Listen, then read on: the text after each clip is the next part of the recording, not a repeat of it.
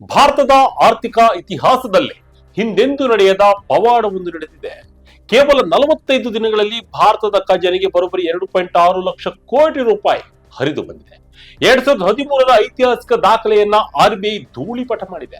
S, Reserve Bank of India ಅಂದರೆ ನಮ್ಮ RBI ವಿದೇಶಿ ಹೂಡಿಕೆದಾರರನ್ನ, ಅನಿವಾಸಿ ಭಾರತೀಯರನ್ನ ಸೆಳೆಯೋಕೆ ಜೂನ್ 5ರಂದು ಒಂದು ಮಾಸ್ಟರ್ ಪ್ಲಾನ್ ಅನ್ನ ಘೋಷಣೆ ಮಾಡಿತ್ತು.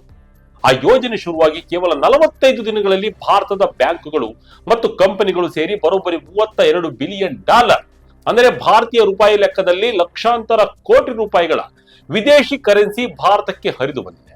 ಇದು ಎಷ್ಟು ದೊಡ್ಡ ಮೊತ್ತ ಅಂದರೆ 2013ರಲ್ಲಿ ಭಾರತ ಎದುರಿಸಿದ ಆರ್ಥಿಕ ಬಿಕ್ಕಟ್ಟಿನ ಸಮಯದಲ್ಲಿ 3 ತಿಂಗಳು ಕಷ್ಟಪಟ್ಟು ಸಂಗ್ರಹಿಸಿದ $26 ಬಿಲಿಯನ್ FCNRB ಡೆಪಾಸಿಟ್ ದಾಖಲೆಯನ್ನ ಮುರಿದಿದೆ.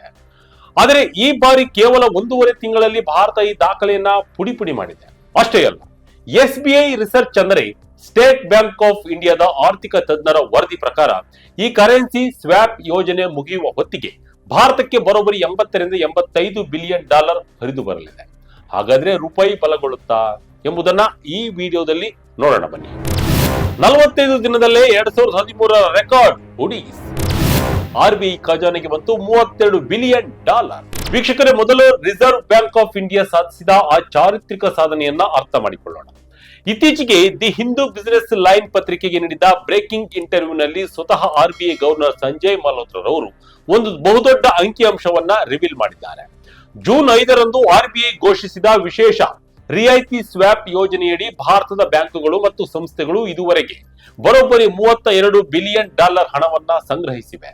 ಇದರಲ್ಲಿ ಬಹುಪಾಲು ಹಣ ಬಂದಿರುವುದು FCNRB ಅಂದರೆ ಫಾರಿನ್ ಕರೆನ್ಸಿ ನಾನ್ ರೆಸಿಡೆಂಟ್ ಬ್ಯಾಂಕ್ ಡೆಪಾಸಿಟ್ ಗಳ ಮೂಲಕ.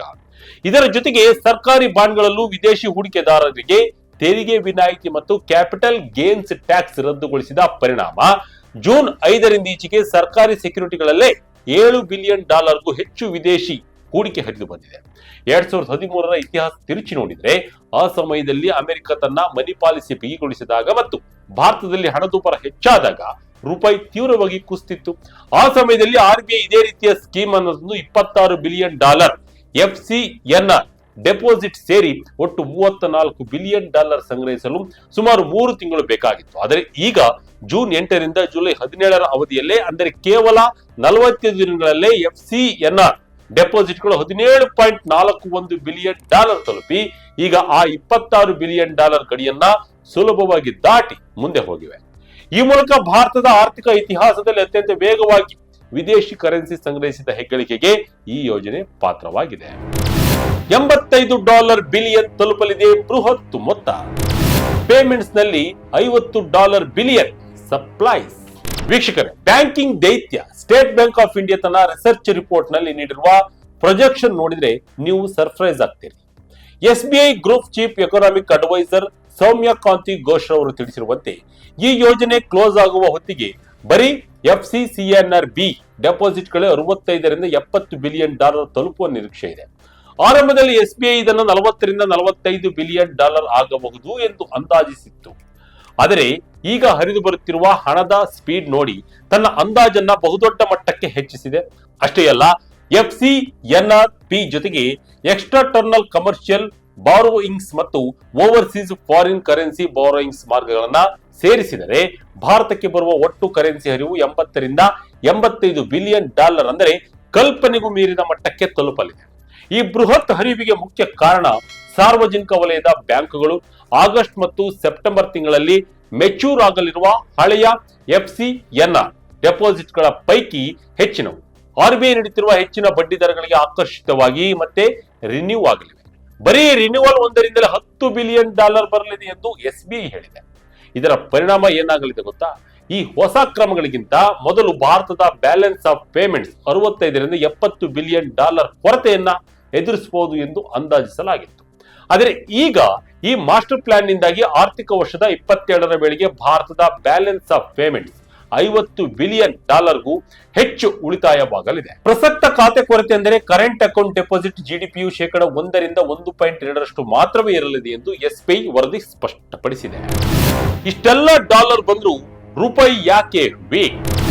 ಆಯಿಲ್ ಕಂಪನಿಗಳು, ಮಧ್ಯಪ್ರಾಚ್ಯ ಯುದ್ಧದ ಎಫೆಕ್ಟ್, ಈಗ ನಿಮ್ಮ ಮನಸ್ಸಿನಲ್ಲಿ ಹೇಳುವ ಅತ್ಯಂತ ಮುಖ್ಯವಾದ ಪ್ರಶ್ನೆ, ಅಲ್ರಪ್ಪ $32 ಬಿಲಿಯನ್ ಬಂತು, ಮುಂದೆ $85 ಬಿಲಿಯನ್ ಬರುತ್ತೆ ಅಂತೀರಾ, ಆದರೂ ಡಾಲರ್ ಎದುರು ರೂಪಾಯಿ ಯಾಕೆ 95.9 ರಿಂದ 96.15 ಆಸುಪಾಸಿನಲ್ಲಿದೆ ಅಂತ.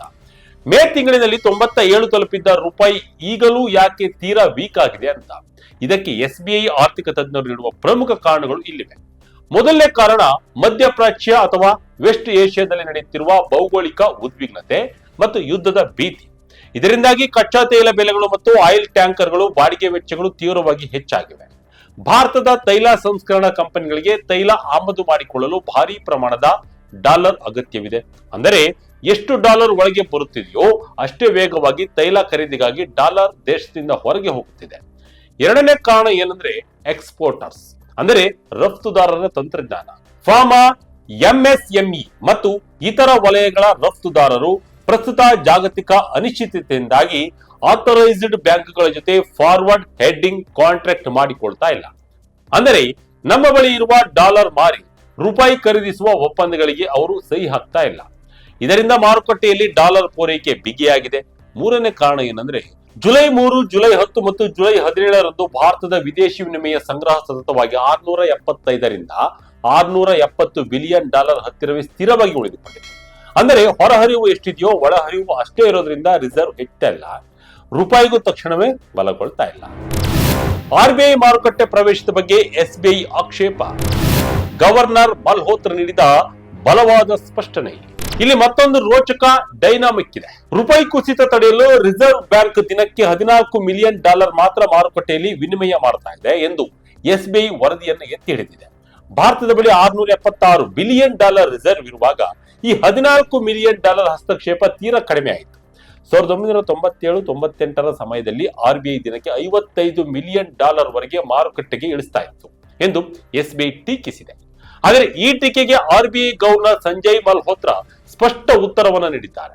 ರೂಪಾಯಿ ಮೌಲ್ಯ ಮಿತಿಮೀರಿ ಹೆಚ್ಚಾಗಿದೆ ಅಂತ ಹೇಳೋಕೆ ಬರೋದಿಲ್ಲ.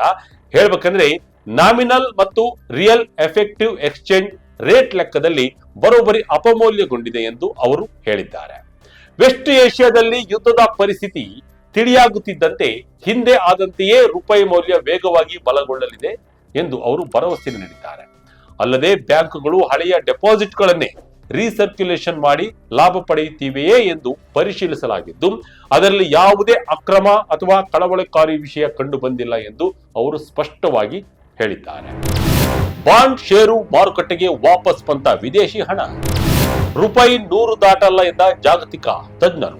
ವೀಕ್ಷಕರೇ, ಈ ರಿಯಾಯಿತಿ ಯೋಜನೆಗಳ ಹೊರತಾಗಿಯೂ ಜಾಗತಿಕ ಹೂಡಿಕೆದಾರರು ಭಾರತದ ಇತರ ವಲಯಗಳಲ್ಲೂ ಮತ್ತೆ ಮುಖ ಮಾಡಿದ್ದಾರೆ. ಮಾರ್ಚ್ನಿಂದ ಮೇವರೆಗೆ ಬಾಂಡ್ಗಳಿಂದ $1.8 ಬಿಲಿಯನ್ ಹೊರ ಹೋಗಿತ್ತು.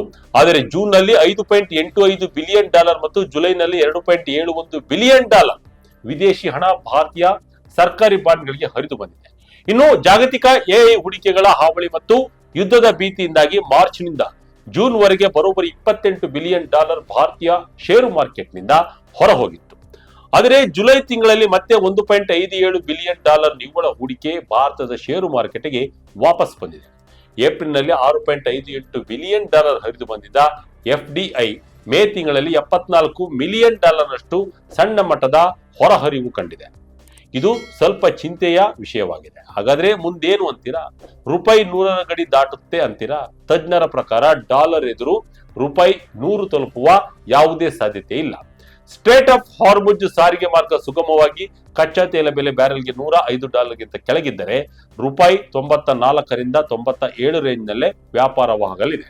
ಕಚ್ಚಾ ತೈಲ ಬೆಲೆ ಇಳಿತಿದ್ದಂತೆ ರೂಪಾಯಿ ಮತ್ತೆ 94ರ ಮಟ್ಟಿಗೆ ಬಲಗೊಳ್ಳಲಿದೆ ಎಂದು ಹಣದುಬ್ಬರ ನಿಯಂತ್ರಣಕ್ಕಾಗಿ RBI ತನ್ನ ಆಗಸ್ಟ್ MPC ಸಭೆಯಲ್ಲಿ ತಕ್ಷಣಕ್ಕೆ ಬಡ್ಡಿದರ ಕಡಿತ ಮಾಡದೆ ಇರಬಹುದು. ಆದರೆ ಭಾರತದ ಬಲವಾದ ವಿದೇಶಿ ವಿನಿಮಯ ಸಂಗ್ರಹ ಆರ್ಥಿಕತೆಗೆ ಕೋಟೆಯಂತೆ ಕಾವಲಿರಲಿದೆ. ಒಟ್ಟಿನಲ್ಲಿ ಜಾಗತಿಕವಾಗಿ ಯುದ್ಧದ ಕವಟು ವಾಸನೆ ಮತ್ತು ಕಚ್ಚಾ ತೈಲದ ಬೆಲೆ ಏರಿಕೆಯ ನಡುವೆಯೂ ರಿಸರ್ವ್ ಬ್ಯಾಂಕ್ ಆಫ್ ಇಂಡಿಯಾ ತಂದ ತಾಂತ್ರಿಕ ಸ್ವ್ಯಾಪ್ ಯೋಜನೆ ಭಾರತದ ಖಜಾನೆಗೆ ಬಿಲಿಯನ್ ಗಟ್ಟಲೆ ಡಾಲರ್ ಹರಿಸ್ತಾ ಇದೆ. ಕೇವಲ 45 ದಿನಗಳಲ್ಲಿ $32 ಬಿಲಿಯನ್ ಸಂಗ್ರಹಿಸಿ 2013ರ ದಾಖಲೆಯನ್ನ ಧೂಳಿಪಟ ಮಾಡಿರುವುದು ಭಾರತೀಯ ಆರ್ಥಿಕತೆಯ ಗಟ್ಟಿ ತಳಹದಿಗೆ ಹಿಡಿದ ಕೈಗನ್ನಡಿಯಾಗಿದೆ. ಮುಂದಿನ ದಿನಗಳಲ್ಲಿ ತೈಲ ಬೆಲೆ ಶಮನಗೊಂಡು $85 ಬಿಲಿಯನ್ ಪೂರ್ಣ ಪ್ರಮಾಣದಲ್ಲಿ ಹರಿದು ಬಂದಾಗ ರೂಪಾಯಿ ಮೌಲ್ಯ ಮತ್ತೆ ಬಲಗೊಳ್ಳುವುದರಲ್ಲಿ ಯಾವುದೇ ಸಂಶಯವಿಲ್ಲ. ಹಾಗಾದ್ರೆ RBI ಪ್ಲಾನ್ ನಿಮ್ಗೆ ಇಷ್ಟವಾಯ್ತಾ? ನಿಮ್ಮ ಅನಿಸಿಕೆಯನ್ನ, ನಿಮ್ಮ ಅಭಿಪ್ರಾಯವನ್ನ ಕಮೆಂಟ್ ಮೂಲಕ ತಿಳಿಸಿ. ಇದಾಗಿತ್ತು ಈ ಕ್ಷಣದ ಅಪ್ಡೇಟ್. ಇದೇ ರೀತಿ ಅಪ್ಡೇಟ್ಗಳಿಗಾಗಿ Vijaya Karnataka website, YouTube page, Facebook page follow ಮಾಡ್ತಾ ಇರಿ. ಧನ್ಯವಾದಗಳು.